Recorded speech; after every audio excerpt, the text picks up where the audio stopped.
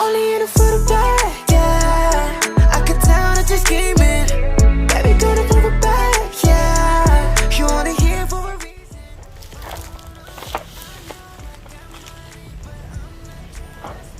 Xin chào các bạn đã quay trở lại với kênh YouTube của GoAK. Ngày hôm nay mình sẽ unbox cái hộp này. Đó chính là bộ keycap của CAT, Profile CAT, một profile mình mới biết tới. Và sau khi unbox xong thì mình sẽ so sánh độ cao, độ hoàn thiện của bộ keycap này so với những profile keycap khác.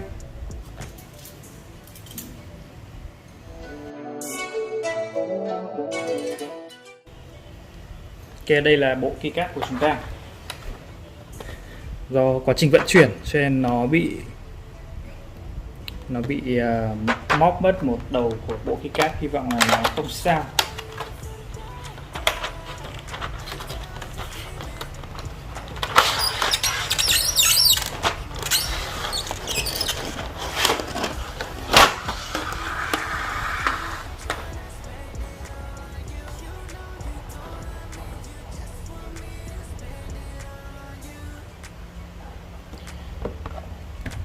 Bây giờ cùng xem cái vỏ hộp của chúng ta. Thì ở trên này có ghi thông số của sản phẩm. Ở đây là chất liệu là PBT.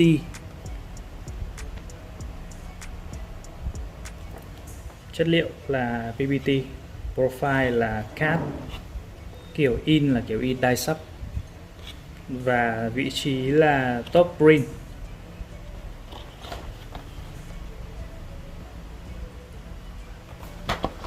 Bên này là thông tin của nhà sản xuất. Nhà sản xuất là Key Creative Starry Night.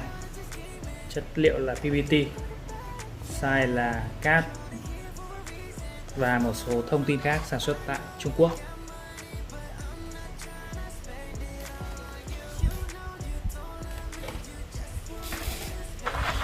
Bộ keycap CAT này thì là bộ blank, có nghĩa là sẽ không in ký tự. Hộp của chúng ta thì chỉ có một hộp thôi, một khay keycap.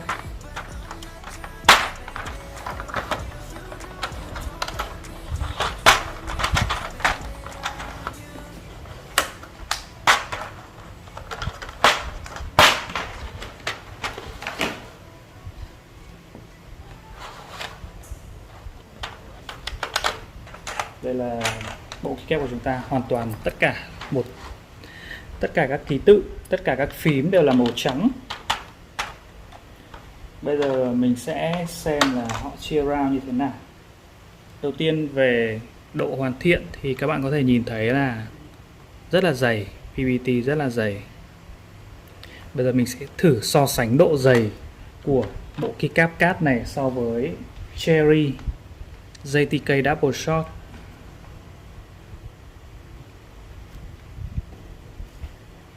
Hai bộ keycap này có độ dày tương tự nhau. Bên màu xanh là JTK Double Shot, còn màu trắng này là bộ CAT Blank. Nhìn cảm quan thì mình thấy là bộ CAT này dày hơn bộ JTK một chút. Cả hai đều rất là dày. Bề mặt của keycap này thì nó hơi nhám một chút. Sờ vào thì khá là bám tay, hơi nhám một chút, sờ khá là thích.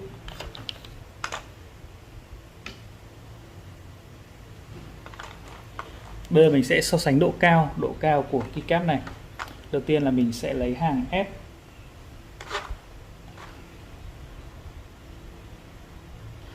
Có một số nhà sản xuất keycap thì họ sẽ in cái round ở bên trong keycap, còn bộ CAT này thì mình không thấy in. Ví dụ như là để mình lấy một keycap OSA.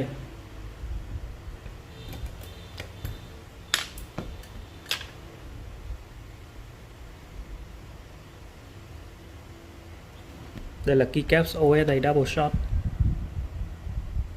Bộ OSA này ngày trước mình unbox ra thì họ có ghi round ở trong ký tự luôn.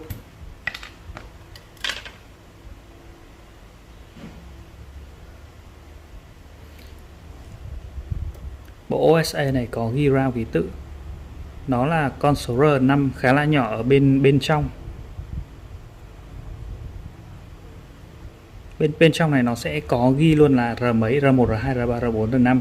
Thì nhìn vào là mình biết là ký tự này ở hàng số bao nhiêu ở trên bàn phím.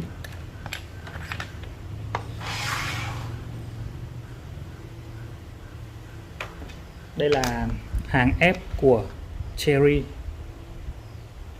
hàng F của Profile SA.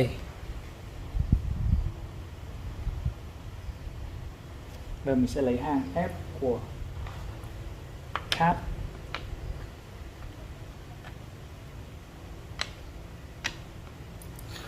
Các bạn có thể thấy là độ cao của SA là cao nhất. Đây là SA cao nhất, sau đấy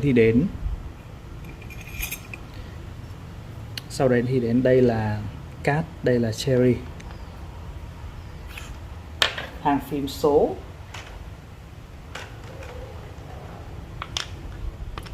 đây là dãy số 1, 2, 3, 4 backspace ở trên của bộ Profile Cat.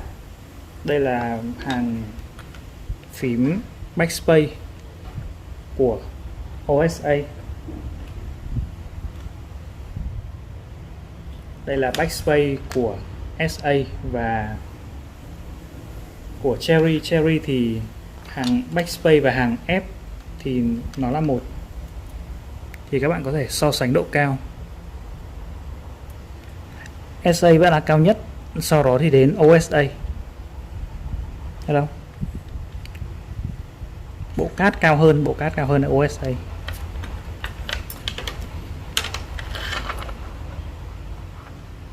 Đây, có thể nhìn vào đây để so sánh. SA là cao nhất, rồi đến bộ Profile Cat, sau đấy thì đến OSA và Cherry.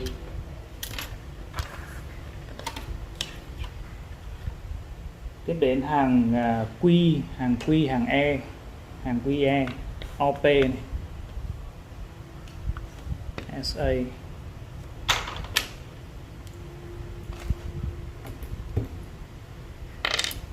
Hàng Q của OSA đây. Đây là của Cherry.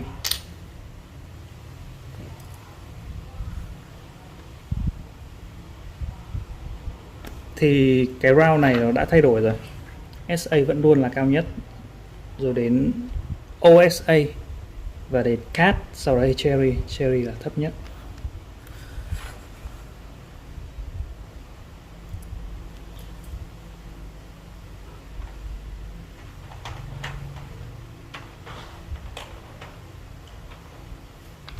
Tiếp đến đây là hàng chữ A, ASDF.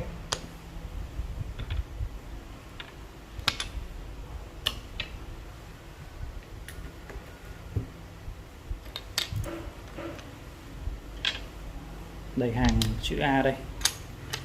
Đến hàng A này thì độ cao lại thay đổi.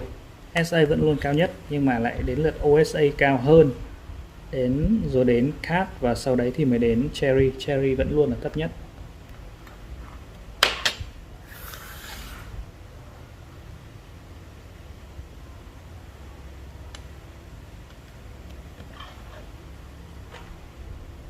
Đến hàng phím chữ Z, đến hàng chữ Z này.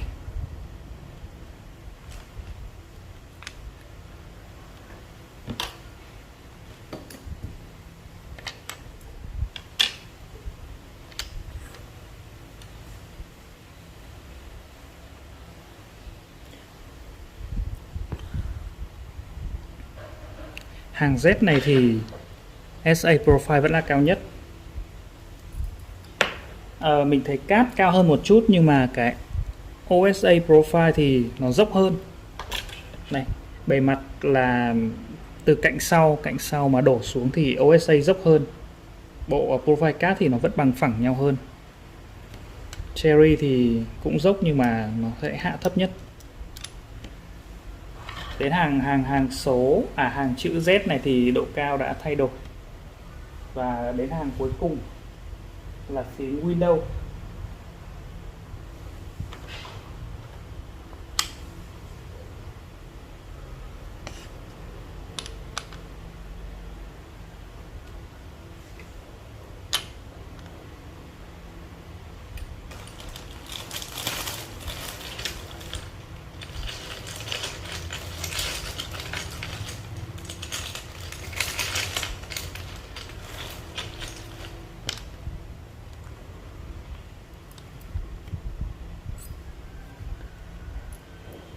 SA vẫn luôn là cao nhất.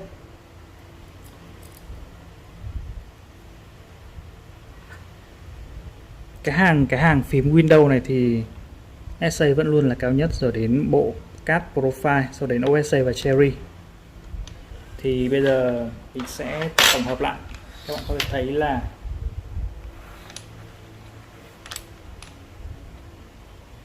đầu tiên là hàng F thì SA Profile với CAD thì khá tương đồng với nhau. Hai cái hàng F thì độ cao khá tương đồng với nhau. Nhưng mà sau đấy thì độ cao của bộ CAD Profile Blank này đã giảm xuống vị trí thứ 3 rồi. Có nghĩa là nó thấp hơn cả SA và OSA. Còn hai cái hàng cuối thì CAD Profile lại cao hơn OSA và Cherry. Đánh giá về độ hoàn thiện thì mình thấy là khá là ổn. Keycap khá là dày. Keycap dày. Bề mặt thì mịn, khá là bám tay, gõ mình nghĩ là gõ sẽ rất là thích. Nhưng mà cảm giác cái nhựa PBT này nó không được đặc lắm. Bởi vì khi gõ vào nó cảm giác nó hơi rỗng một chút, nó không được vang, nó không được đặc lắm. Đây. Các bạn có thể nghe thấy là khi mình thả cái keycap Cherry JTK này thì nó khá là cứng luôn, nó khá là cứng. Còn cái cát này nó hơi xốp, nó không được đặc chắc lắm.